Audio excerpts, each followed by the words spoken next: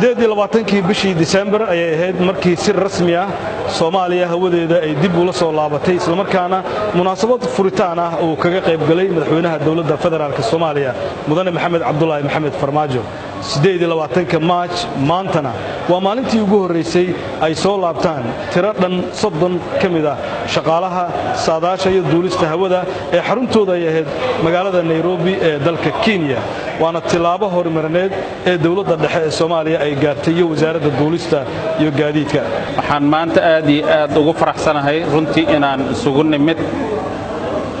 arrin ay dad badan hore uga hadleen oo soo wareejinta hawada Soomaaliya in laga maamulo wadanka gudihiisa dad badan oo Soomaali ajnabi ah ayaa waxay inoo sheegeen marar badan inaynan suurtagal ahayn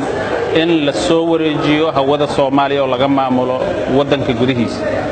maanta waxaan marag ka nahay sidii aan ku ballan qaadnay 28 bishii December 2017 in hawada Soomaaliya laga maamulayo maalinta ka bilaabata laga maamuli karo wadanka gudihiisa inay maanta noo soo guureen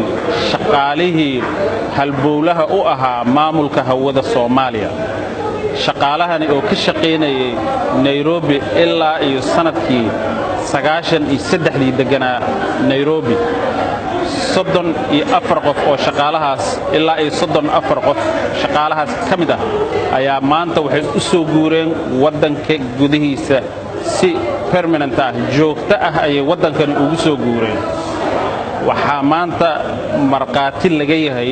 in soo wareejinta hawada Soomaaliya oo aanan ahayn wax sahlan ay reality noqotay oo maanta ay dhabtahay shaqaalihii khubarada ahaa